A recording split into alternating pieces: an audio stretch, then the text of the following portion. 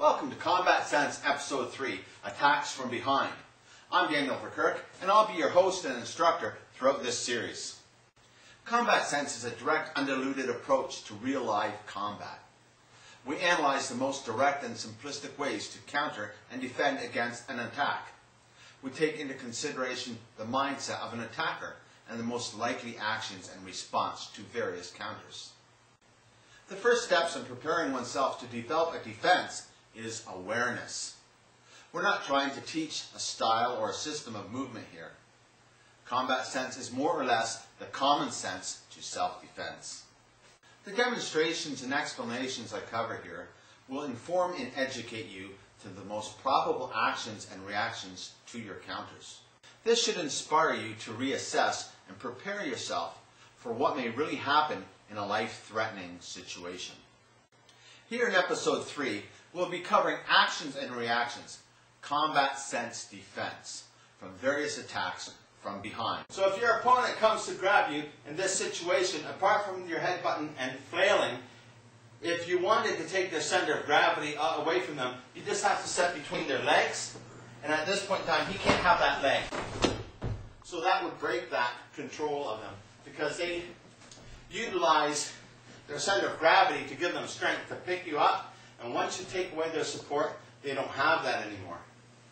Now in a situation where your opponent comes to grab you by the shoulders, right away, if somebody has you by your shoulders and they're controlling you, it shouldn't be too hard to think. All you have to go is into a primal attack mode. It should be just coming straight through with your elbow, continuing striking your opponent. It'd probably be the most effective thing to do. And it's really simple. As he comes to grab onto me, and I'm in this position, he's trying to stop me from going somewhere, I'm just going to come straight across with my elbow, attacking my opponent, continuing with punches and strikes. Now, if my opponent grabs onto my arms, in this situation, again, it doesn't take too much to think. I don't have to do anything fancy like picking this arm up and coming across and doing arm locks and stuff. That takes too much time, and it gives him the opportunity to punch me in the back of the head. So what I probably do again, as he grabs me, is just step in with my elbow, following through, striking him in the face again and again. Those would be the most effective situations, most simplest and basic things to do, and they all have combat sense. Now another situation that you may have is somebody may come up behind you, grab you by the shoulder. As they're grabbing you by the shoulder, they may want to punch you in the head. He may come around to do a technique like this, pulling me into it. As he does this technique, he may even come around and then redirect the energy. So if he comes around, he may come this way and then pull me back this way. Now, that might look effective, but it's not realistically based for somebody who wants to hurt you. Most things that people are teaching is for people practicing the energy work and feeling energy and redirection of energy. But the energy that you're dealing with here isn't somebody complacent, want to see what you're doing. It's going to be somebody who wants to hurt you. Now what would happen if he tried to do that technique with me is as he goes to turn around, I'm going to be punching him in his face. If even before he goes to turn around, as soon as I feel that energy coming to approach me, I'm just going to step in and start hitting him. If in my head I want to hit somebody, I'm not grabbing hold of somebody just to say, what will you do? I'm grabbing hold of somebody because I want to control them, and I'm probably going to want to punch them in the head a few times. Now you might see this in a hockey fight. Somebody could grab somebody by the shoulder, pulling in, and coming to hit them. It's not giving him much of an opportunity to go to do the technique that he was doing. Now in this situation, if things were reversed, and he had me by the shoulder, as soon as I felt that he was by the shoulder, I'd turn in right away, coming in with my punch, striking him. It shouldn't be too difficult to think of, because if you think about it, you're minding your own business, somebody grabs onto your shoulder, and they're punching you in the face. Honestly, that's going to happen so quick, you don't even know what. It's amazing. So you pretty much have to train yourself, because if he's pulling on this, if this arm comes up, it's blocking his punch. So that's a main thing there, if you've got to think about it.